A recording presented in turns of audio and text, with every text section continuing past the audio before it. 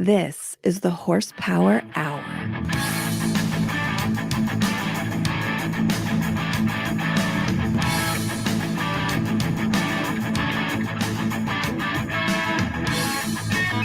Yes, hello and welcome to the only podcast, by the way, with a salvage title. This is the Horsepower Hour. I'm your host, Andy. Joining me as always is the venerable, the honorable, the admiral, and somehow a Commodore as well. Although Commodore is kind of it's an honorary title, so I mean, it doesn't really make as much of a difference as admirable. It's really here nor there. Right. Yeah. But also doctor, it is an honorary title once again.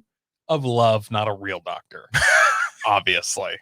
F. Coy Forticus and Masterson, Junior, Senior, Esquire, Duke of Earl Grey. How are you doing, my friend? I'm doing okay. Yeah. I'm surviving a mini apocalypse right now. So. This is literally the highlight of your weekend. No, this is, there's like electricity at your house. Like, I've been living in the Stone Age with literally no cell phone for 3 days. So, Coy, I just want to correct you real quick. You're not living in the Stone Age. You're living in the Ice Age.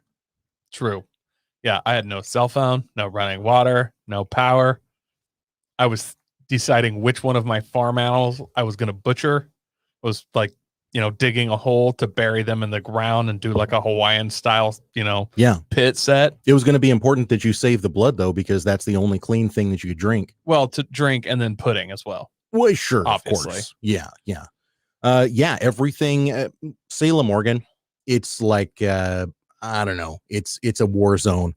We had a freak freezing rain, and I mean, trees just coming down. Like there would be branches with just 2 inches of ice around them. And I got at my house, you just stand outside, just like tree falls down. You'd count to 30. Top of a tree would break out like just all night long. And then one of them on the power line going to my house, which snapped the power line or the power pole in half. So I happen to have a layup stick, which is like a fiberglass pole for moving around power lines that the tree trimming guys left at my house like 2 years ago. And I was like, oh, it's mine now.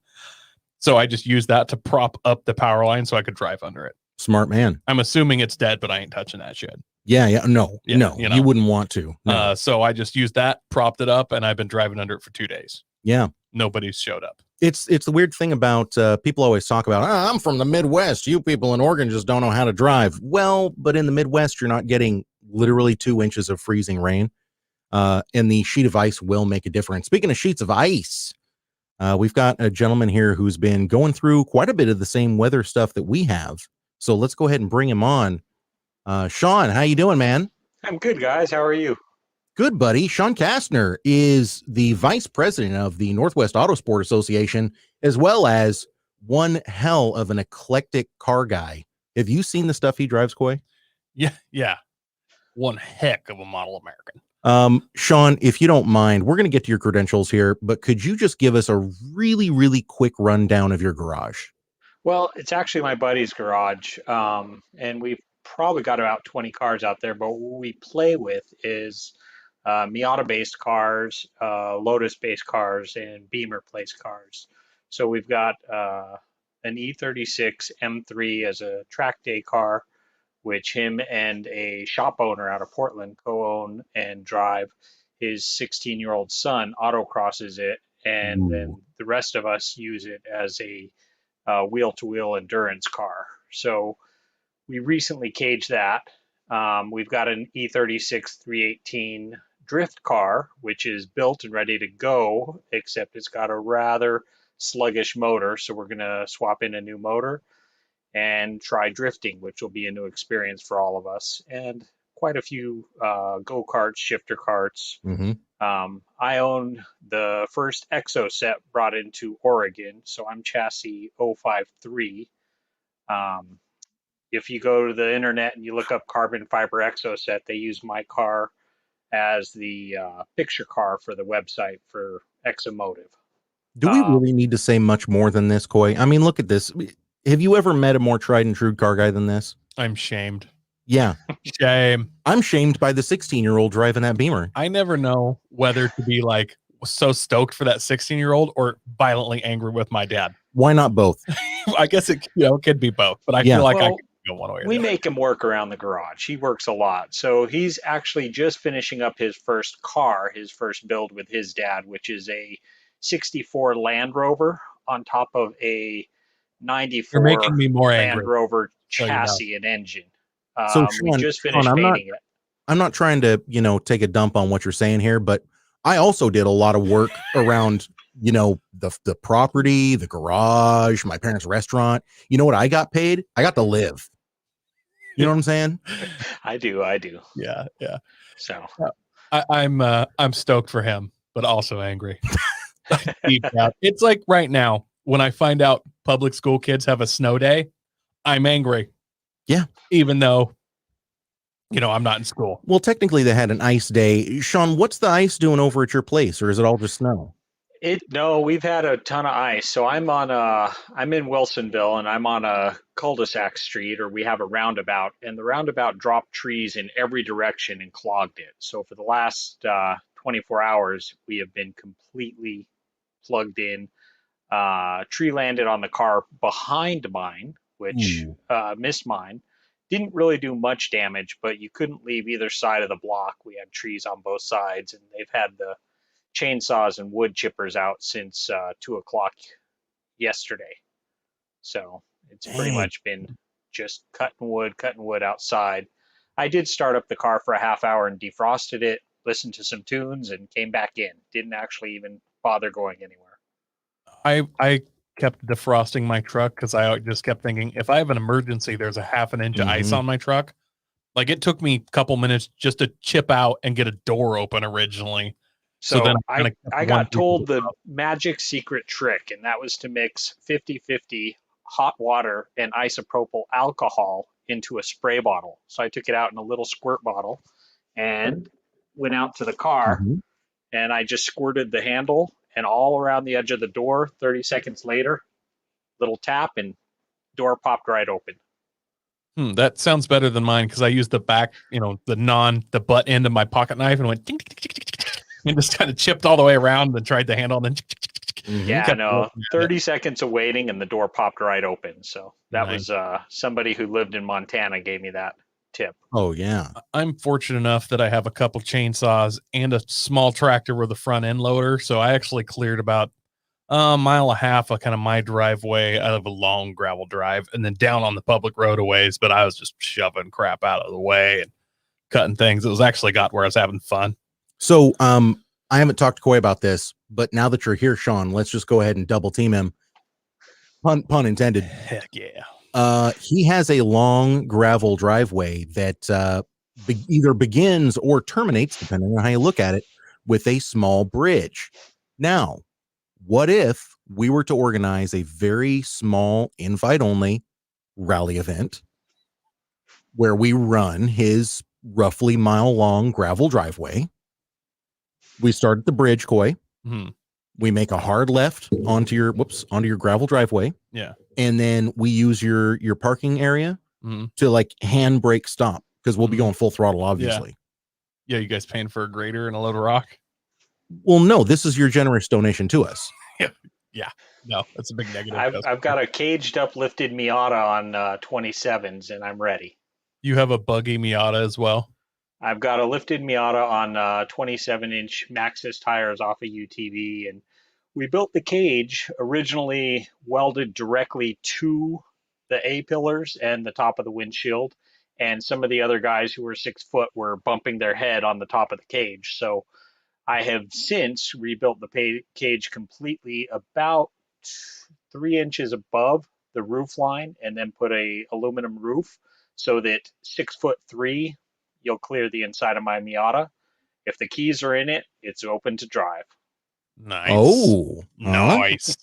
Do you gamble this vehicle, or? It was built as a gamble car, but we've done a couple of rally crosses. One of our team members, club members, has over 100 acres, I believe, to his access up in Washington, and we have run some picnic barbecues where we just happened to leave timing gear set up, and it was about a 200 about a 400 second course. I'll send you guys a link to some of the YouTube videos. One of our club members, Chuck Holt, who is the drift god within our club. Most of the drift guys know Chuck. He set up a drone and did quite a bit of good footage. So we've got some good online YouTube footage of that.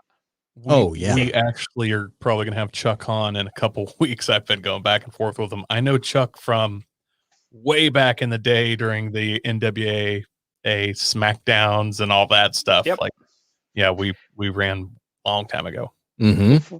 Before my Exoset was an Exoset, it was a white hardtop Miata. And Chuck and some of his friends and his girlfriend all showed up on a Saturday to one of our events at Packwood.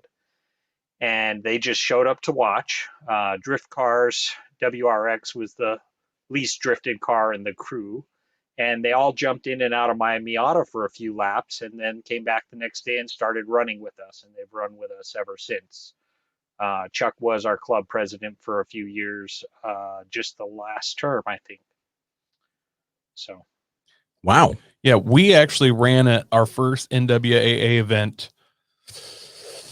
Would have been like 2004 or so. They used the Coast Guard station runway and they put on like a defensive driving class. And that was, we did that. That was Terry's gig. So that's actually how the club started. It was pretty fresh back then.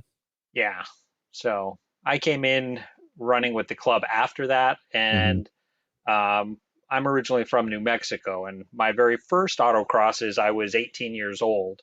And a buddy of mine in high school said, let's go take my brand new GTI and go see what it does. And, we pulled up and pulled out beer bottles and skateboards and all the junk that teenagers have in the car and laughed at the fat old guys in the rusty BMW 2002s. We're going to mop these guys up. And then we got put in our place as 18-year-old kids who did not know their head from their ass. By the way, speaking of getting put in your place, Chef Kevin says, sounds like we don't need Coy's stupid driveway anymore. Yeah. I'd like to see your driveway, Chef Kevin. Just throwing that out there. Let's compare driveways. Hey, speaking of comparisons, you guys, I think it's time to get into a little news. What do you think, Sean? You want to join us for this? Sure. We're kind of starting off, unfortunately, with some bad news, you guys. I don't really know how to say this quite, but it's bad news from Japan. They had a massive earthquake, a 7.3. It started out as a 7.0 and then a 7.1, and now it's been upgraded to a 7.3. And Ebisu Circuit was caught in the mess. For those of you who are on audio, we will have photo links available to everything we're talking about here today. And you should go and take a look at these photos. They're pretty shocking. Right now on the screen, we have a photo. This is taken from the top of the Ebisu Circuit, where the upper circuit has been washed away and a landslide has gone all the way down the hill. Let me see if they have, nope, their links are all broken. So I'm actually going to pull up some of our photos. I don't even know what they're going to do. I mean, this seems irreparable, honestly. Like the ground's unstable now. This is a photo of one of the garages, and it was filled with drift cars because they were getting ready for a drift event. And unfortunately, all of the cars are a total loss.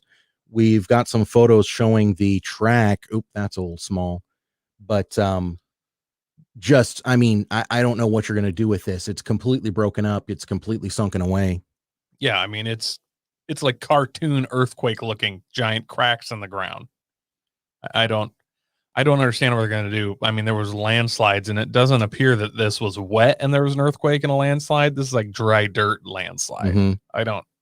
And in this photo, you can see it's actually run down across the entirety of the main track, all three of the lanes that were visible.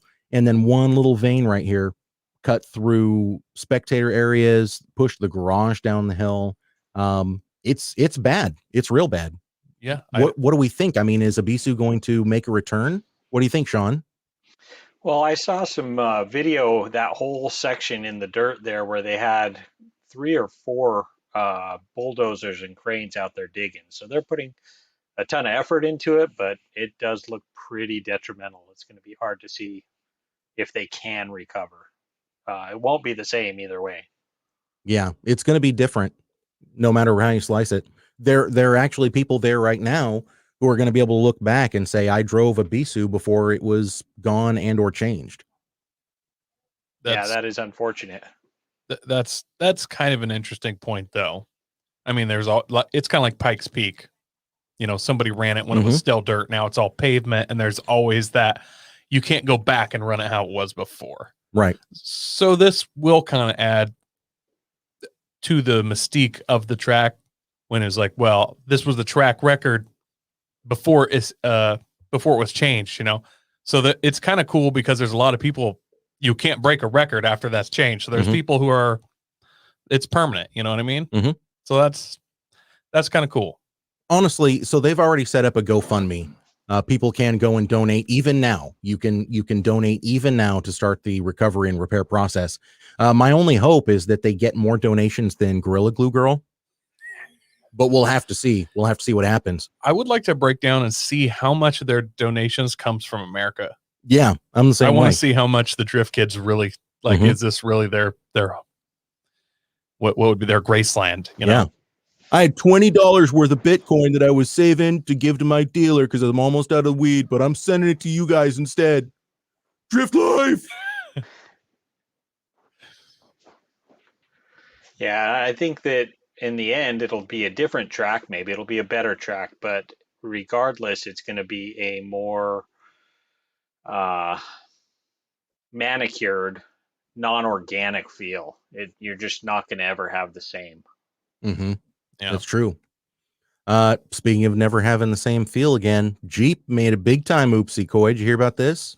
I did hear a little something about it. So Coy and I actually heard different versions of this story. I'm curious what version you heard, Sean. Did you look into this at all? I looked into it a little bit, and it was just clickbait. It really didn't go anywhere that proved anything factual or anything legitimate. Well, so let's break it down for everybody.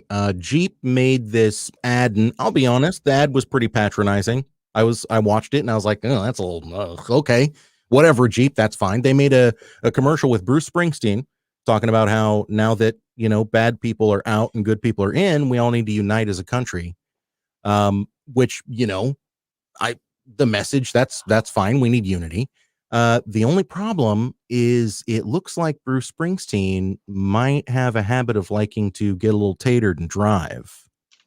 And they have decided to pull the ad because, what was it, in December, Coy? I believe it was in December. Mr. Springsteen had gotten himself a little dewy. So it calls into question whether or not he was even legally allowed to drive when they filmed that commercial. You know, I had heard that he blew a .02, which was like well under the state's legal limit, but the cops just kind of, you know, did their thing anyways. I don't know. And I heard that it was mostly because he had an open container in the vehicle. So, well, but open containers instant. I mean, isn't that an instant DWI? No, you just get an open. Well, not in our state. You just get an open container violation, which is, you know, its own ticket. And then if you blow over, then you also get a DWI or DUI. Sure. You know, there is a thing where cops like to be the guy that, you know, arrested said celebrity. I know. So I kind of get that. On the other hand, rich people like to not always follow the rules. That's also true. So it could go either way. I mean, what if you read something that said he blew a .02 and it turns out he blew a .2? You know, I mean, decimal places can be misplaced. You know, I honestly would like to see the cop video because if he blew a .2, he's vomiting out the window and trying to fight the cop, throwing, you know, probably some racial slurs or something. .02, it's like, come on, bro, I've had a beer. Like, yeah. I've had half a beer. Yeah. Well, listen, Jake says he doesn't believe it because he thinks that Bruce Springsteen's a cokehead. Okay. And maybe he was a lot more drunk, but he'd done a bunch of coke to, you know. Could be. Yeah, brought him out. Yeah. Chef Kevin says the real question is, was he wearing a headband in his mugshot? I don't think you can wear hats in mugshot. I don't know. We got to go out and find it now. Sean, I want you to go ahead and run front and center with our next news article. What is our next news article? Are we talking about the Mach 1 and We're the talking about the Honda Civic crate motor. the Honda Civic crate motor? This is going to be sold out far, far in advance. It's definitely, when you look at the price and the simplicity of a complete kit, and you're talking fuel, throttle pedal, drive-by-wire, Mhm. ECU, everything drop in, And the that is amount of what's new for time. this package, right? Oh Because yeah, before you could get a crate motor, but it didn't come with any of the ancillaries. It needed to go into a Civic that already had the wiring harness and everything else. it The was just a long block, I think. It was a long Yeah, block. So the now you're talking a complete package as a swap-in item, and I think it was under 10,000 pieces, wasn't it? How many yeah. are they going to do? Oh, it was way under 10,000 Yeah, pieces. what Let me was go it? back. I think it's 130. Oh, Yeah, 100 and excuse me. No, I'm sorry. 93 control. 93. Yeah, I mean these are going to be sold out. I was thinking it was 930, but They're these are going to only be sold out far, far in advance. They're gone. Yep. They're they're already only selling prepackaged. 93 of these. Right. It's just a I pilot sell any. program, but it's going to take off. Well, yeah. So this reminds me of the Cummins. What is it? The R26 repower, where it's. I mean, it comes on a crate. If you put fuel in it, you get a battery. You can crank the thing over, and they're expensive. But I mean, you can put them in anything, and it's amazing. So if Honda starts doing a similar thing, I mean, they're already putting Ks in everything. Yeah. Now K series the world, And now, Sean, like you said, this is it's ready to go. I mean, in the crate, you literally get the motor complete with all auxiliaries, all of your alternator and power steering pump, and everything is already hooked on there. It comes with the wiring harness. It comes with keys. It comes with a dashboard. It's my understanding that it even comes with new motor mounts if it's going into a Honda Civic based car. I think what it says is we stop at motor mounts and plumbing. So there's no motor mounts, no exhaust after the turbo, and nothing plumbed to the intercooler. But Gotcha. you couldn't drop a motor off and have it gone through and hook up your own Honda for half this cost. What is the cost? Does it say? It is $9,000 crated up and shipped to you, but it's ready to go. I could see a spec class for this where you have a said kit car, you have a Lotus chassis, whatever it is, where they just have a motor like this as your sealed spec race. Definitely would be an interesting, I would love to stuff that in my Lotus, but I'd love for you to stuff that in your Exo set. I'm actually part way through helping build a K24 Exo set that's up in Vancouver for one of my fellow Exo set owners. Holy shit, that is gonna crush. Can you imagine that, Coy? It's gonna be stupid silly. So listen, you guys, let's just explore this for a second. I mean, if you had a crate K20 C1, and again, it's a C1, so it is the turbocharged version out of the latest Honda Civic Type R. What would be your go-to chassis to throw them into? I'm just going to go first. I think a Miata is the first thing that I would try to shoehorn that thing into. And everybody E30. in the comments, obviously drop yours too. Sean, you said E30? Yeah, let's just piss off the Beamers and hook that to a get rag and dump it in an E30. Would you defile an M3, an E30 M3? I would defile anything personally, but no, I do not think, I would build a clone. If the serial numbers match, no.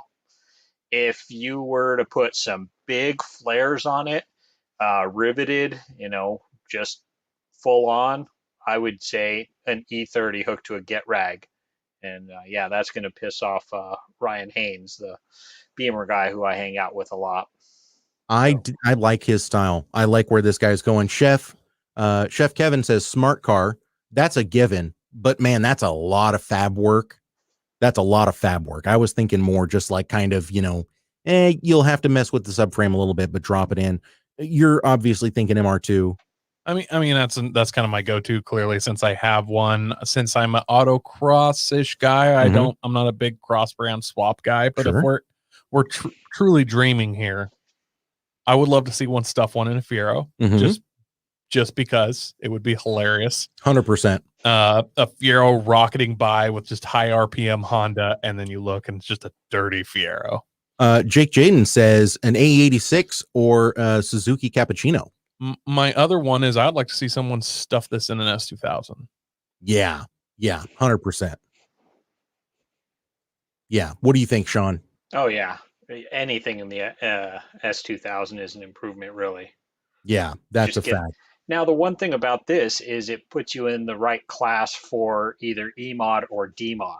So one of the other Exoset guys back in the middle of the country, he's probably got, well, he did a Quaife sequential transmission in there and a fully built 2-liter early K20 motor, because that's what you need for class rules. Once you break that 2-liter barrier, you're going to bump out of your class. So that's specifically why this motor is a game changer for that. Yeah, I couldn't agree more. And once again, Chef Kevin says Lotus Elise, which also I couldn't agree with more, especially because, Coy, they're releasing the final editions of the Elise, Exige, and Evora. Did you know that? Dun, dun, dun. Let's take a look at our next article here. Lotus bids farewell to the Elise and the Exige with final edition models. I honestly had no idea that they had been running for this long. I mean, in America, we didn't get the Elise until I thought it was 2003. Yeah.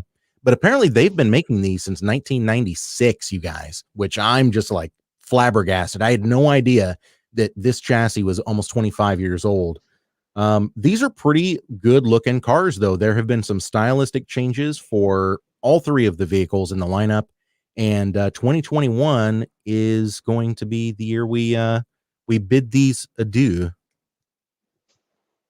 Yeah. So just thinking about how long they've made them. I mean, so they run the 2ZZ motor, which got introduced in America in 99, 2000 in this Elka GTS. Yeah, something like that. So clearly they're not talking about this chassis being around that long in America. No, actually, I don't know what engine came in them before they started doing that. I don't remember. It was a Rover engine, a 1.8. I know it was significantly worse. Yeah, it was a Range Rover motor. So I gotcha. 100% worse. And I have an 06 Elise, and one of the other cars that we built, mine is a ground up build that is beyond sacrilegious. It was wrecked in the back pretty hard. So I call it an 0506 because we did cut 2 in half and weld them together. Oh, wow. The other one we have is a single center seat 05. So we've got one where we move the seat to the very center. So the heart of your body is exactly 5 feet in an X from any tire. So you are exactly centered. And that's by far my favorite car to drive that we have access to at the shop. I'm so hard right now. I'm so hard right now. I have a 2005 Elise motor in an MR2. Yeah. So arguably better. No, I don't know if it's better, but I have part of it. Is your MR2 AW11 or is it second gen? No, it's third gen. Oh, third gen. Okay. Yeah, it's a 2ZZ motor. Yeah. Yeah. Don't sound so disappointed, Sean. Geez. Beautiful car. Beautiful car. I have no problems. Actually, his secretary will love it. MR2 is by far one of my favorite. I just love the AW11 though. The early body is. Those are going up in value so much too. Yeah, they are. It's crazy. You should get one before you can't afford one. Yeah, there's a few cars. I always loved the early 240s Zs. And honestly, there's not one that's in a condition that I would consider buying. Anything in my budget now, like $5,000 and under, is just rusted trash. And when I was like 14, I remember them going for like $2,600, and I was like, man, I should buy one. But that was doable for me on like a gas station budget. But my dad was like, you can't have a sports car, but little did he know we were going to spend $100 on tires for his not sports car and still rally the thing everywhere. Actually considerably faster, probably. I have an excellent autocross story with the 240Z. So I had a Callaway Rabbit GTI, an actual signature car, one of 53 made out of a shop in New Jersey, where you would buy the car from the dealer with the full kit. So beautiful car. But I take it, living in Santa Fe, New Mexico, I take it to an autocross in Albuquerque and show up on time early, just like you should. And sure enough, this one guy just shows up late. Just nobody cares, and they just let him come on in. But the most beautiful, well-manicured white 240Z. And it was just gorgeous. And he just went by Junior. So, okay. And halfway through the day, I finally realized, wait a minute, is that Al Unser Jr.? And it was. So all excuses, come in late, take top time a day, leave early, and rolled in on Hoosiers, which was unheard of 25 plus years ago. Oh, yeah. But when Al Unser Jr. picks that as his autocross car, you know that that's the correct chassis. Well, when Al Unser Jr. shows up at an autocross you're at, you just kind of stand there and go, I'm not worthy. And I wasn't. Still wouldn't be. I always love to hear when race car drivers, like true race car drivers, are fans of autocross or pro solo, because there are a lot of race car drivers out there that don't like it. A lot of celebrities that are way into cars don't like it. Adam Carolla famously talks about how he just doesn't like autocross. If I could afford to just do track days and like real track races, I don't know that I'd be a huge fan of autocross either, like kind of here nor there. But I do actually posted a meme just the other day. I do love it when guys are like, yeah, I'm into track days, and they show up at autocross and then they just plowing through cones. It's like it's a complete different skill set. I am going to come and show you how it's crap now. Understeer, oversteer now. Yeah. So hey, I've talked about it before. When I worked at Cycart for that very short period of time between jobs, I had a father and son duo that came in. And they didn't listen to any of the safety briefing or anything. They were just like, I don't need to listen to any of that shit. I'm a dirt circle track racer. That's what they said, Sean. They were like, no, we know all about racing. And I remember even when he told me, when he scoffed when I was given the whole spiel that you have to give, and he's like, yeah, don't worry about it. I'm a race car driver. I was like, oh, sick. What kind of race car do you drive? And he's like, dirt circle. And I was like, okay. And guess what? He got out there and he was the most ham-fisted driver. Like little girls were passing him. He was smashing into them, trying to keep them from passing him. We finally had to kick him off the track because he was driving like such an a-hole. Oh, and he got in my face. Yeah, he got in my face and said, I'm going to meet you outside, punk. And I was like, good luck. I got a 10-hour shift today. Do you think circle track guys actually know they're like the least respected form of race car driver that there is? I think to a certain extent, but I don't think they realize that they're the least qualified of the racers out there. Because I mean, it's kind of like in the hierarchy of when they say, hey, I'm a race car driver. It's kind of like when somebody says, hey, I'm an engineer. And you're like, ooh, civil, mechanical. And they're like, software. And you're like, get out of here. It's the same thing. It's like, oh, I'm a race car driver. And you're like, oh, really? Tell me more. And they're like, circle. And you're like, leave. You're not a real race car driver, Wait, what type of circle track racing? Hornet. Get out. Get out. You're done. But listen, you guys, since we're talking about race cars, I do think we need to bring up our next topic. Barret Jackson is set to auction the first two-door Bronco, not the first four-door, the first two-door Bronco, which is the more sought-after one. Yes, Coy? I believe it will be. And the first Mustang Mach 1. We're talking 2021 or 2022s, depending on how the model year falls. But print number 00000000001, like the very first, you guys.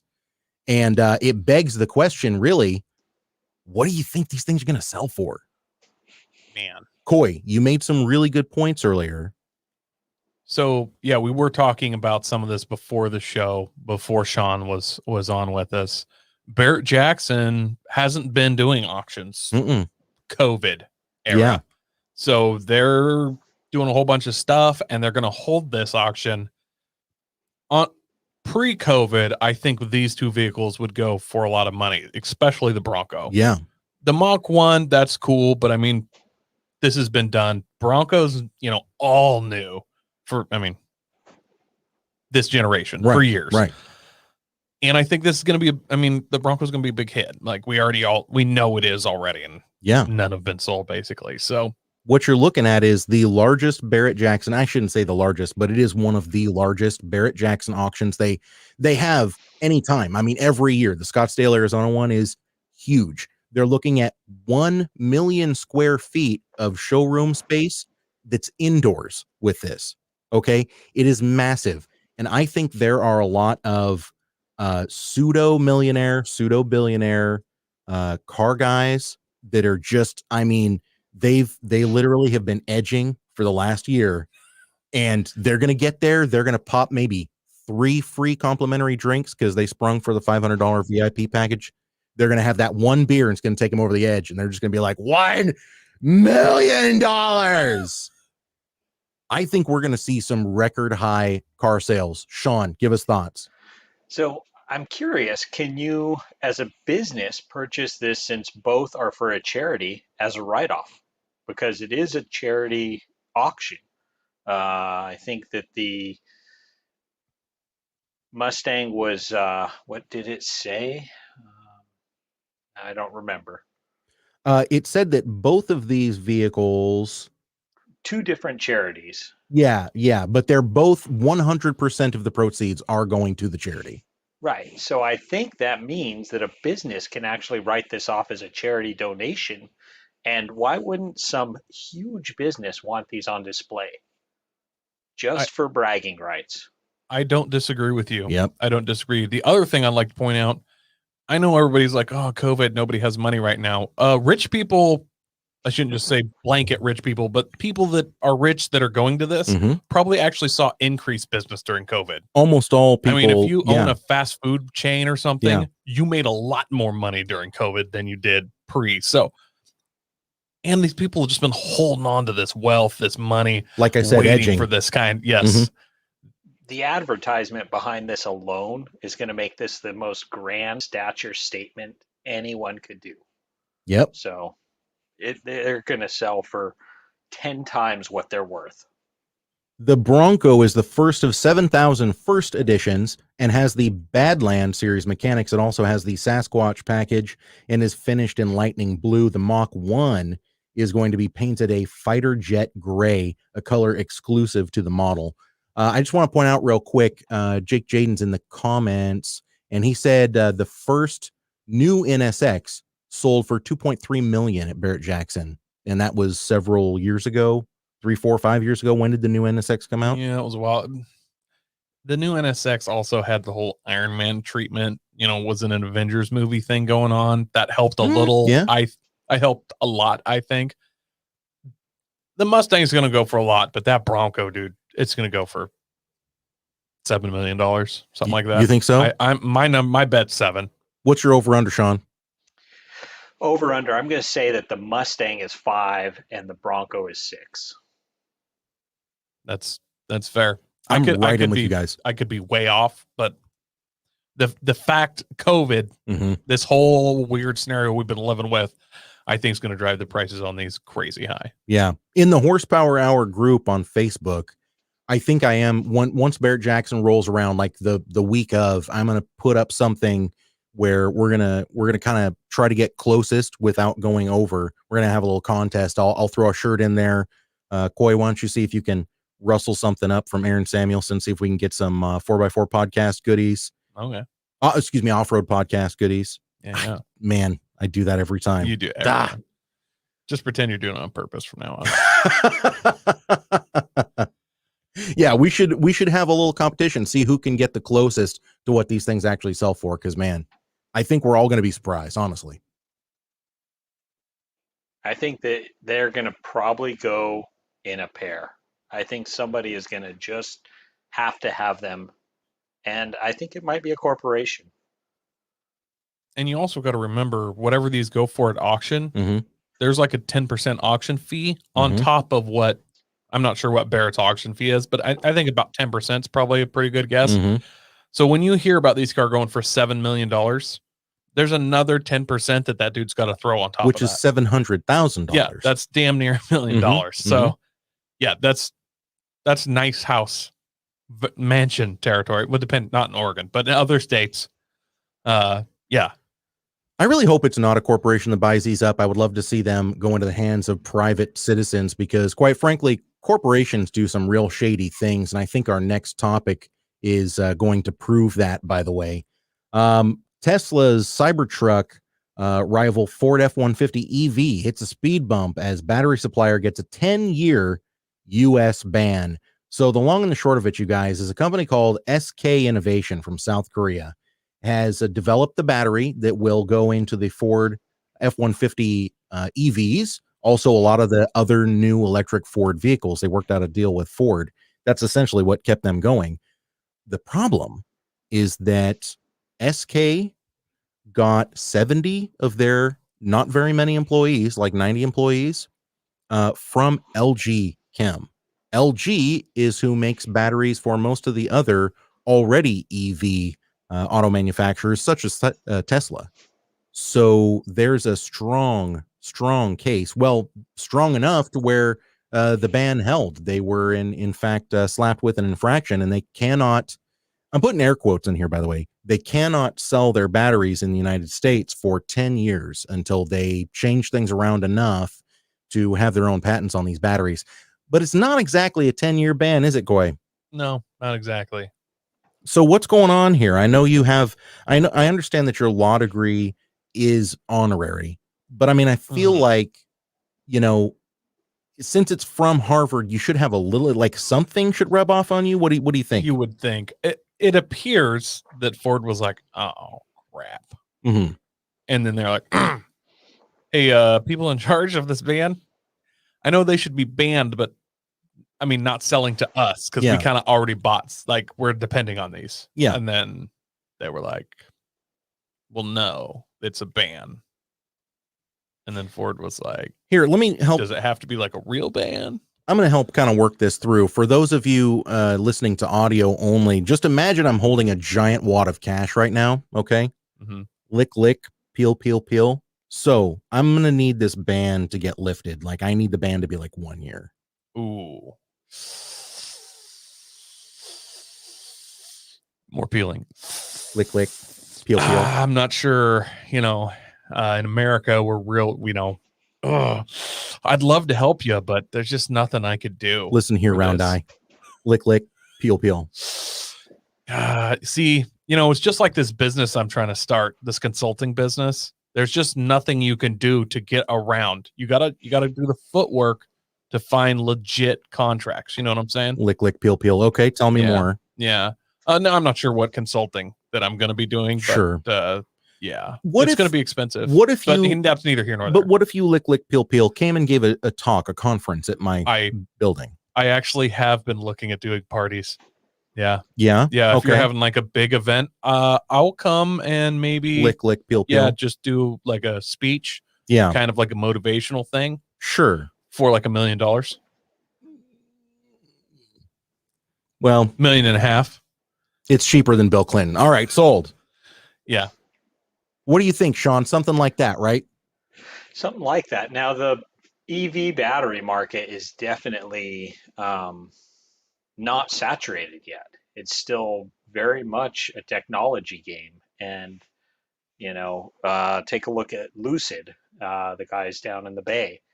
So they actually make all the EV batteries for Formula E, but they're still just small. They're still just getting out there. But they're setting all the records, and it comes down to which companies can put the technology into it. So those 70 employees, that was not a minor infraction. I mean, that is a huge IP theft. There's just no way around that. It could even be construed as a corporate espionage if they were headhunted. I mean, truly. Oh, yeah. Yeah. Part of it, and I don't want to go off on too much of a tangent here, but part of it is something that Elon Musk brought up, talking about people doing things and building things in these manufacturers that make something that people are passionate about, but there's no passion there. It's all just bean counters making the choices based on who's coming in with the lowest bid, not even looking at the scruples. I mean, it's something like this with SK Industries, no offense against them, but there should have been a due diligence done by Ford to make sure that they wouldn't find themselves in this position, or at least I feel like. I mean, how much are they spending on lawyers every single year? It seems like somebody should have caught this, something that would compromise their entire line of F-150 EVs. I'm gonna bring this full circle with our last article. Obviously, this is a competition with the Cybertruck. Elon Musk, kind of a wild card. Yeah. Right. So it's in his best interest that Ford has a major setback. Oh, coy. If Elon Musk is the richest man in the world, he could buy the new Bronco and the new Mustang for whatever. He could just outbid anyone by $1 million. Yeah. It's no big deal. And have a car crusher in the parking lot waiting, and just stick them in there. Just be like, hey, Ford, grrr, and just crush them. Flick a cigarette butt onto it and walk away. Find some way to make them explode while they're in the crusher. I'm sorry, whether you're a Ford guy or not, how in love would you be with Elon if he did that? Bro, it's like when we talked about Ford bringing in a helicopter to rescue that Jeep. Yes. But then just kicking it off of the mountain and letting it roll down and delivering him a new Bronco. Just dropping a Bronco off and then just shoving the Jeep over the cliff. There's certain power moves. Yeah. Just clout moves. Clout power. I think bringing it around to something a little bit more realistic, I think it's possible that Elon had some of his guys look into SK and found out some interesting things and maybe dropped a dime. It's not impossible at all. No. As a matter of fact, I would say it's plausible, don't you think, Sean? Oh, yeah. Well, and if you look back, I think there was 3, 4, 5 years ago, there was a semi that was on display as an EV vehicle, and I think it was also a Ford. It was either Ford or Chevy, and it ended up being an entire smoke and mirrors campaign with the car plugged into AC outlet. And it was an embarrassing story for that company that they invested. Was that the I think that was Chevy with the it was Chevy. Nikola. Yeah, the Nikola semi, Mm-hmm. yeah. Yep.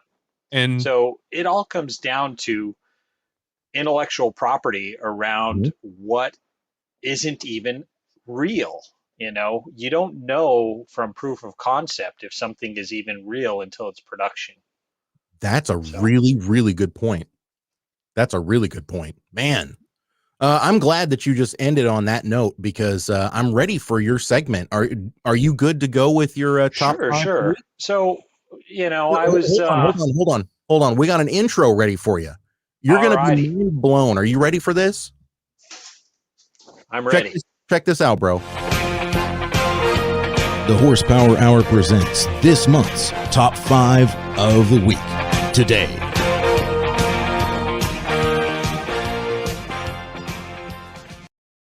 Sean, how do you like that for an intro, baby? That was great. The So, top hey, 5. What do you got for us this week, man? So we were talking autocross. So when we look at entering the sport and we look at people who want to get out and play, we're talking about a budget race. We're not talking about, getting out there in a brand new C8 Vet. Yeah, they show up. Yeah, once a year, something amazing shows up. And it's not the fastest car out there. When I was 18 and I showed up on my buddy's GTI, we had bought 3-piece gold BBS. We had bought every single component New Speed made for it. It was an amazing car. And we were maybe in the lower third of the class of the whole group of people autocrossing. So you're talking about how to get into a sport and how to play. And you're talking about learning a skill that is, as they say, you're racing for inches. Where on the track, you're racing for the fastest line, you're racing for feet, and autocross, you're racing for tenths of a second. There is not one place to make up a second, but there are 10 places to make up 1/10. Yes. And people who are getting into it, they're getting in on a budget. It's their first entry. They want to learn. We first started with Terry, who is one of our early organizers, as you guys mentioned, doing events that helped teens learn to defensive drive. And we looked at doing a few more of those events. And with COVID, we dropped it. With this year, we dropped it, but it's something we do want to bring back. But then you get into people asking, well, how should I get into this? What should I buy? And it's always the same answer. Only one. Miata is always the answer. But let's be realistic. The drift tax is killing 240s. Drift tax is killing 350Zs. Yep. Great cars, but they're just beat. They're not what you want to run. But a 350Z, or any BMW. Let's look at the BMW market. It doesn't matter what generation, but you can't touch an M. You can't touch an E36, an E46 that you can buy as your first car and run. If you've got a little bit better of a budget, an E46 330i is basically the poor man's M3. Your E46 M3 at 1/4 the cost. And once you pull a few pounds and you play with it, it's the same car. So why pay that extra money? Now let's just piss everyone off. I really don't see that, at least in an entry level or a budget level, it's worth doing anything all-wheel drive. Okay. So you basically are going to eat up a lot more tires. You're going to have a harder time building, and you're going to have a harder time tuning that car. You just don't have the support. And then there's people who believe in wrong-wheel drive. We can get to a front-wheel drive car. And I grew up playing with Volkswagens. So at one point, everyone was making jokes. What car didn't you own? The top 10. I listed every GTI from 83 to 98, and only 1 year did I not own. So, I had plenty of wrong wheel drive cars. But are you colorblind? Am I colorblind? Yeah. No. Oh, I work in the printing industry. Okay, I didn't know if you couldn't see the yellow check engine light on those. So I had electrical tape, just black electrical tape by the yard. Permanent marker. Yep. So front wheel drive is a complete different skill set and just as fast, just as good. But Mini Cooper, that's where you want to be. A Mini Cooper is untouchable. It really is something that trail brakes, it drives, and it pushes better than any of the other all-wheel drive cars without a lot of tuning, because every Honda properly set up can be a force to reckon with. Oh, yeah. I had a CRX that was just a beast. I couldn't drive it to save my life. Plexiglass windows, built B18 motor, standalone ECU. It was just a mess. I couldn't handle it. I mean, you're speaking Coy's language here. He had a B18 swaps EG Civic hatch. It was the SI, so it had four-wheel brakes, and that thing was a beast. I mean, it handled better than a lot of rear-wheel drive cars were out there. Yeah. Yep. It's just not the same sport in a front-wheel drive car, though. Not to say you can't be competitive nationally, not to say you can't be a trophy winner. It's just not the same feeling unless you find that certain platform.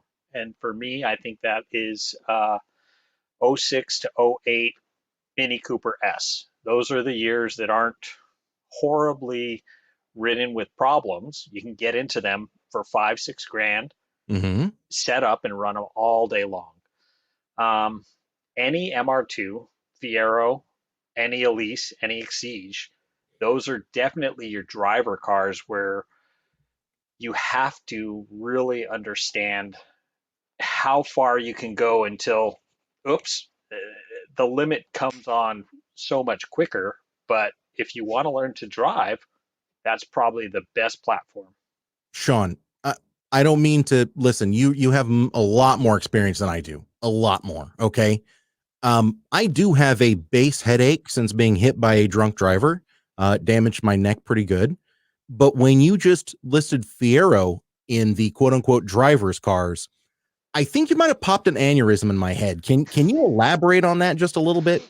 It's just something that basically I'm looking at budget mid-engine cars, and that's what it is. The Fiero is a budget mid-engine car, but they are definitely a force to be driven, and people ignore them. Rear-wheel drive. How about a third-gen Camaro?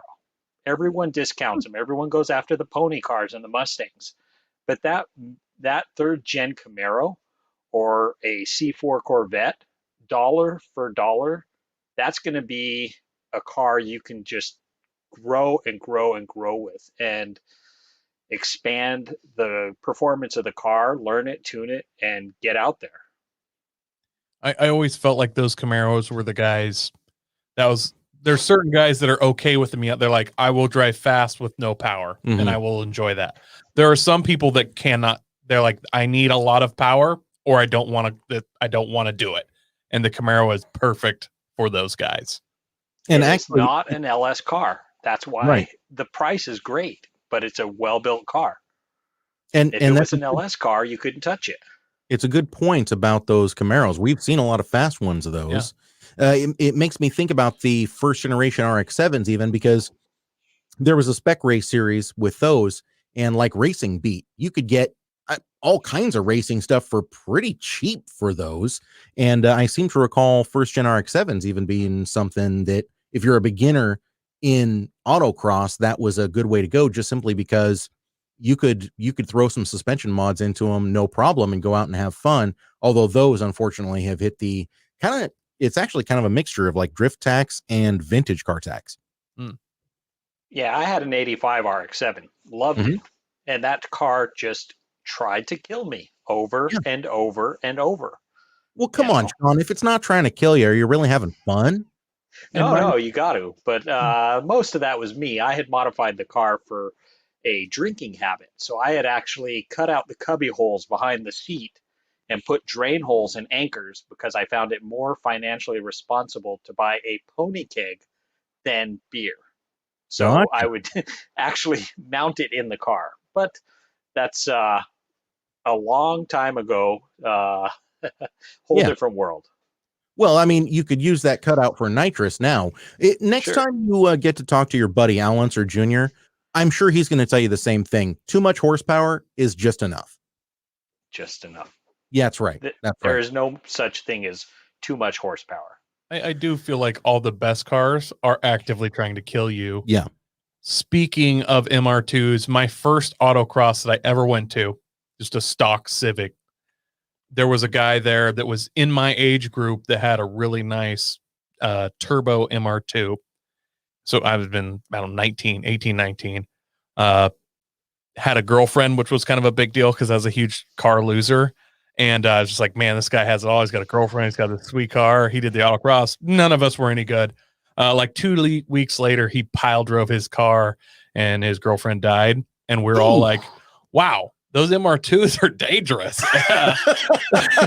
Because he was totally fine. And he hit like a bridge pylon or a trestle pylon head on and just got her side. Yeah. And kind of was a little wake up call for all of us. But yeah, the best cars do try and kill you. Yeah. Or it's 100% right. Girlfriend. Yeah.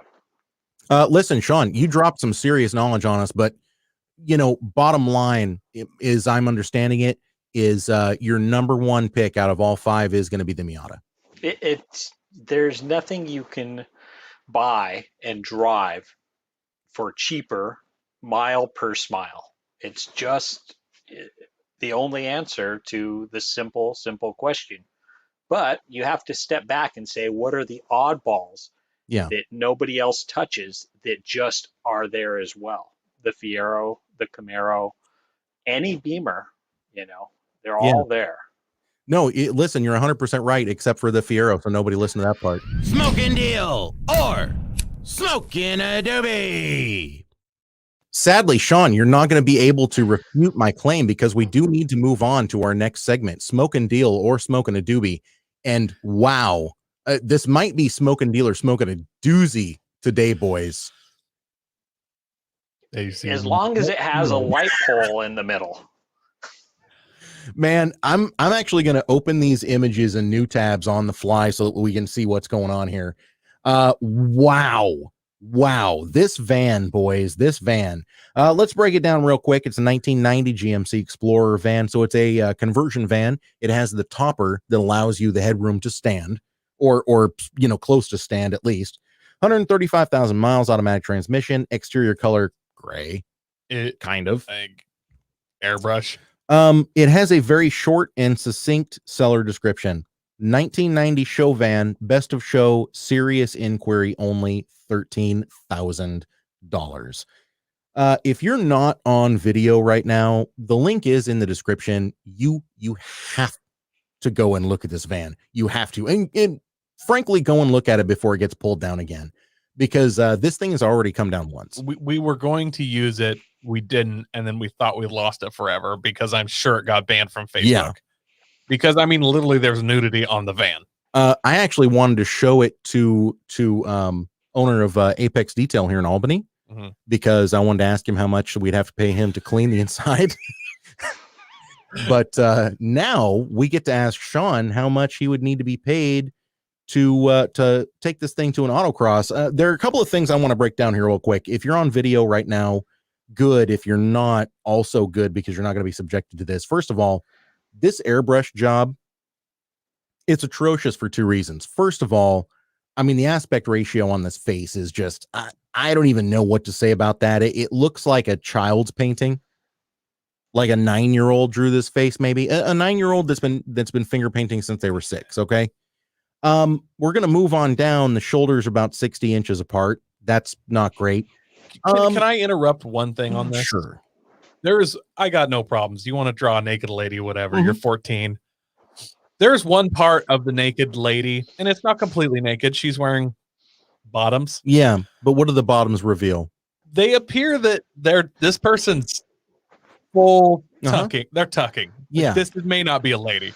Yeah, there's pork and beans showing, basically. I'm just saying, there is a scene in Ace Ventura that would apply. Right. Yeah. Right. That's and Coy's kind of glossing over the fact that it honestly does look like they used a real actual model that had recently given birth, because there's stretch marks and kind of like a pooched out belly button in the painting, and the upper lady bits are perhaps pointed at the ground a little bit more than I would like a model that's painted on the side of my vehicle. But yeah, the glaring and obvious issue, I'm going to go ahead and I'm just going to zoom in a little bit here. Let's that's as far as I can go, is 500%, but just this bit right here, if you guys can see what's going on with my mouse. I don't know if she's got a potato in the front of her Speedo or what's going on there, but she's packing something. It's the actually most stuffed Daisy Dukes in existence. Yeah, it's a cucumber and 2 golf balls, Coy. Something. Now let's move on. Is this van depicting bestiality? Yes or yes? I don't know this depicting bestiality, but I'm certain that it's depicting. Well, I'm assuming he's selling this van to pay for his lawyer fees, and he's hoping this won't be used as Exhibit A in his trial. You know what I mean? Boy, wow. A nail has never been hit so succinctly. If I was a cop and saw this within 4 miles of a playground, I would have serious questions. Yeah. Serious questions. I would be detaining. Yeah. There would be a drug dog. There would be a search. Oh, and by the way, the drug With dog, gloves. the drug dog is going to hit. I'd toss a cookie under this van. I don't care. No, it's hitting no matter. I don't care how squeaky clean this guy is. The drug. Oh, sorry. Drug dog hit. Yep. Yeah. Sean, what are you thinking so far, man? I'm thinking this is a Vegas retreat with no chance of coming home. You're going to be living in the van, staying in Vegas. Down by the river. Down by the river, or underground with the rest of the underground Vegas people. Oh, yeah. I forgot about that. You know, at least Vegas has the good sense to put their homeless people underground, unlike us in Oregon here, where we just put them next to the freeway. Yeah, in ice storms. Real good job there, Oregon. So let's just quickly run through a few of the details here. So it's got lots of speakers. It does have what appears to be vinyl interior, easy to wipe down. It has lots of mirrors. It has a round bed in the back that has a plaque above it that says bitch control chamber. I thought that was birth control chamber. Am I reading that? You know what? It's airbrushed. Either way, I've seen it both ways. Either way, it's wrong. Yeah. Also, what does the pillow in the center say here, Coy? I can't read it from here. Let me go ahead and open the image so that you can see it better. Nasty sacrifices. What do you think that's supposed to mean? On a round bed? I don't know. Anal. I will say though, Andy, I'm not, I haven't dated any strippers like some people, but hey, blow it out your blowhole. How dare you? My wife listens to this. How dare you? I didn't say who did. I'm just saying I don't really personally know or have known many strippers, if any. What would it take to get them to get into this van and use the stripper pole? 3-4 kilos of cocaine? Like, I don't know how anyone's convinced. I couldn't be convinced to get in this van. You'd be like, hey man, you want to check out the van? I'm like, I'm good. I can see it from here. Yeah. Well, listen, even Jake would be like, hey, there's no candy in here. What? Yeah. You lied about the candy. I don't even know. I don't even know what to say. Obviously, the other side of the van, more naked ladies, more of that weird looking dog.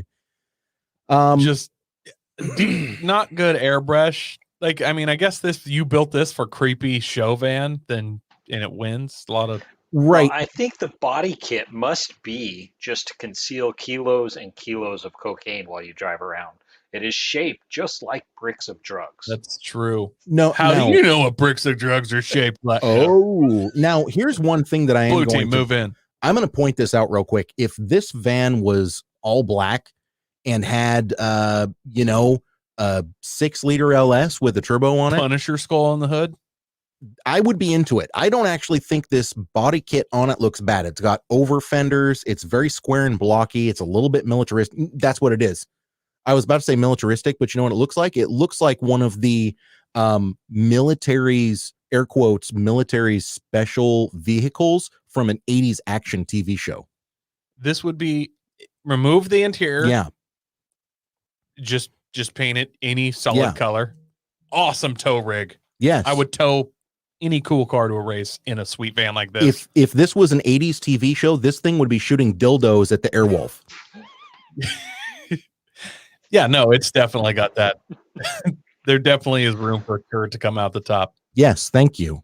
I pity the fool that gets in this van. Boom. Yes. Listen, you guys, this thing, come on. Like, realistically, this is going straight to the crusher. Nobody's going to buy this. I hope not. This is one of those things where I feel like even if you like this, you couldn't buy it because it's like when someone spreads a rumor that you're a rapist or something and you're like, no, not me, but it's too late. The damage is done. You'll never get a date again. You have to leave the state. If you bought this, are you ever going to feel the warmth of a woman's embrace again? No, I couldn't live with the shame, quite frankly. Or man. Well, sure, we don't judge. Creeped out by anyone.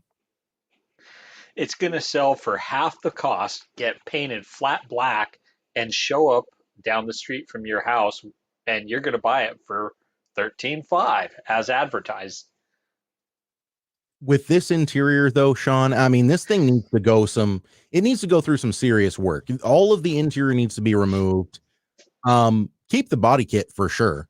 But okay, so now we're kind of moving into the final segment of Smokin Deal or Smokin A Doob, which is what would you pay for this and or what would need to happen in order for you to purchase this vehicle? And I'm just going to go ahead and start since I've already started. All of the interior needs to be gone. All of it, even the upholstery, because it honestly doesn't even look like upholstered vinyl. It looks like a blow up raft that's been super glued onto the side of the van. Like the vinyl work, as good as it may be, looks hideous. It looks like someone stole the booths out of a Chinese buffet, dude, and put them in this van. But look at how full these are. Tell me these don't look like they were just inflated with air using your mouth. I'm sickened by the idea of my mouth touching anything in there. I almost heaved just now. You actually did when I said your mouth. I was like, oh. Yeah. Yeah. Anything that could show any type of fluids under black light needs to come out of this van, period. It needs a full respray. I need to be able to see out the windows. Okay. Some of the speakers can stay. That's fine. I'll probably just pull them out and toss them. But like basically this needs to be a gutted van. All I should be able to see, like you said, Sean, is flat black with this body kit, which I admit I like the body kit quite a bit. I do too. And then what's your price? What's your price though to get it and then do this? I would spring. I would do 3,000. I'm going to go with you on the price right there. The dude has to drive it to my house and park it because I for one will not be seen in this van like that. I don't want anyone to recognize me. I don't want a cop to see me. Yeah, and then recognize me later, but like, you're that creep. Oh, and by the way, this is in Pottstown, PA, so you're definitely not driving it cross country. Well, yeah. I'm going to put an ad online that I will let someone come take this interior. Yeah. I'm going to let them, you're muted. I'm going to let them remove it. I'm just be like, it's free. You come take it. I'm going to let them take it. I'm going to throw some checkerboard, classic black and white checkerboard on the floor. A tire rack. I'm going to bolt in a nice toolbox in there, maybe. Oh, throw a hitch on that. A little fold down bed too. Air mattress area, yeah. And then make sure it has a hitch. I'm going to take this thing down to Mako and say $600 cover it. Yeah. And, whatever. Just a color to match whatever I'm towing. And I guarantee there's going to be some scrawny, toothless white guy in there that's like, man, you going to cover this up, man? Oh, for sure. Yeah. For sure. And then I'm gonna roll with that sweet body kit. I'm gonna have it covered. And it's gonna be a sweet van. And I'm not gonna tell anyone what it used to look like. All right, Sean, what do you think, man? I think this thing is going as is to the next X Games after COVID. Adult candy store, and you're gonna double your money. Wow. Just wait for Travis Pastrana to get a few drinks in him and decide he's got to have it just for the joke. Take it to a snowboarding event, and Sean Palmer would have to take this home, as is. To quickly recap, you would be willing to drive this yourself? Myself, as is. But you've got to give it to me pro bono free, and we'll split the sale cost at the next X Games or other large one of the Jackass movie premieres, something where somebody with a ridiculous amount of money and a large booze consumption day has to have it just for the joke. Okay, I'm going to throw a twist in there for you. Are you ready for this? I'm ready. I'm the owner of this van right now, okay? And I'm laying with you ground rules. Think of me as a genie with the worst looking van you've ever seen. You can have this van for whatever price you feel is fair. I'm not going to take less than that if I know that you don't think it's fair. You cannot sell this van. You have to keep it. You're driving it home. I don't care what you do with it after that, but you are keeping this van, and I am requiring you to give me an amount of money that, because I'm psychic, I can tell that you don't feel like you're ripping me off. As is? As is. It is. As is. No, as is, and you're driving this thing home, son. I'll drive it home for $1,000. You're that low. You're that low on it. A G. As is, yeah. Come on, it's a 1990 GMC Safari. You couldn't go 2,000? I would, if it was a 08 Duramax Chevy van, then I'd go 10 grand. But bro, you'd be paying 30 for that. Come on now. We live in Oregon. Yeah, this is $1,000 nightmare. As is. Gutted, it triples the price. What about painted, gutted and painted? Where you at? 5. Wow. Okay. All right. Could we just shoot this guy and offer, like, you pull the interior, it's yours. Yeah. Do what you want. You take her down to Mako or whatever. Just you pick flat color. Yeah. Cheap black color. $5,000. Like, that's your offer. Maybe we should message this guy just to see what he says. Just, he would have to take it down and violate his own work of art and pull the interior. Yeah. And then I'm going to show up with a backpack sprayer with bleach and just hit what's left. Your own crate to sit on. I'm just driving home from Pennsylvania on a milk crate. What are you going to do with that whole roll of garbage bags? Throw up Nothing. in it. Just cover everything that I need to touch. All right. That's where we're at. So Coy and I gutted, painted 3,000, gutted, painted. Sean, you go 5. Let us know in the comments. Do you think this is a deal? Do you think it's a doob? Would you personally risk driving this from Pennsylvania? I would not recommend it, but somebody is going to buy it at some point, and it might not be until this thing is completely rotted to the ground and headed to a junkyard, but we'll see. Smokin Deal or Smokin A Doob. All right, listen, boys, that is the show. I have had a ton of fun talking to you, Sean. Can you let people know where they can find not just you, but also Northwest Autosports Association? So we are at www.northwestautox.org. So we've got a light season this year. We really did not do, so we've got 2, 4, 6, 8. We have 10 events from March 27th through October 24th, and we may add 1 or 2 more events to that. But currently, we're hoping to find a rallycross venue. So we're looking for 5 or 10 acres of empty space. Somebody would like to rent us for a weekend and let us set up a rallycross. We're looking at potentially setting up a one-day drift event, and actually we're waiting for Chuck to get back to us and see if he can take the lead on that event. And we would do that down in Astoria on a Sunday, hopefully in August, when it's not soaking wet. And then the rest of the events are up on the website. We've got a track day at Shelton and a track day at ORP, as well as 2, 4, 6, 8 autocrosses. Nice. That is amazing. Honestly, we're really looking forward to making out to one.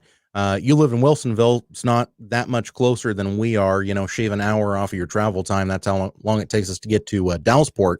But yep, I'll be driving our bus for all the events at Dallasport. So not as pretty as the stripper bus there, but you'll see the white bus, and I'll be pulling either the Exo set or maybe 4 shifter carts on the back, something. Yeah. But for all the Dallas sports events, I'll be driving the bus, and then I'll be handing it off to some of the other club members for the other events. And then obviously the bus is not going to get the tire slashed like this van would. So that's good news for you. You're going to get extra mileage out of those babies. Oh, yeah. Sean, man, I can't thank you enough, seriously, for coming on and doing this. We had a ton of fun talking to you. You are a wealth of knowledge, and we sure do appreciate you being here. We are going to let you go and finish up the show. So thank you so much. And everybody out there, go and check out Northwest Autosports Association. If you're in the Pacific Northwest at all, you got to check out what they're doing. They're coming back. They're coming back strong. We appreciate you guys for it. Thank you. Thank you much. Thanks, Sean. Thanks, Sean. Take care, buddy. Wow. What a conversation. Yes. He's dead wrong about the Firo, right? I'll forgive it because he's so much better than me. Maybe I'm wrong. I don't know. That's true. That's a good point. Yeah, it's I don't know. This show has just been action packed. We've talked about so many different things. The Sultan of Segway, struggling a little bit there. I was struggling to tie all of our news stories together, but we made it. I'm feeling pretty good about it. I like it. What do you think? That crate Honda motor, if they make that a regular thing, would you ever see yourself, thinking about one of those? 10. It makes sense. Mm-hmm. 10 grand's a big chunk of money to just throw at a car, though. I mean, yeah, to just buy a motor, wiring harness, dashboard, ECU, key fob. No, I get it. It makes sense. Mm-hmm. I'm a buy it slowly, not just be like, hey, honey, I need 10 grand, and it's going to save us so much money. So basically, you're going to be looking at Copart waiting for a wrecked Honda Civic Si to come through. Yes. I'm with you. I'm with you. I like the idea, but I'm a baller on a budget. I can't just take 10 grand. Yeah. That 10 grand is what I use to buy a car, not to buy the motor for it. Well, and speaking of expensive cars, are you holding fast on the 7 million mark for the Bronco 2-door or the Mach 1? That's where I'm going to throw my number. I think it's going to go for a lot. And honestly, I still hope Elon buys them and crushes them. And if we all get on Twitter and send that to Elon Musk, maybe he'll do it. Like, this could be a thing. If we could make a way to find a way to make Joe Rogan think that it was his idea and pitch it to Elon. Yeah. That's a good call. That's a real good call. Either way, I'm going to be excited to get back into some of these auto auctions. You know, we missed out on Mecum last year, obviously. Yeah. We didn't have a good time going down there, though. You know, I've got an interview with Stephen Cox from Mecum Auto Auctions Banked. We're going to be playing that 4 horsepower hour here one of these days real soon. And I'm excited to make my way back over there, you know. Yeah. There's something about the energy in those auto auctions. It's very cool to watch. It is.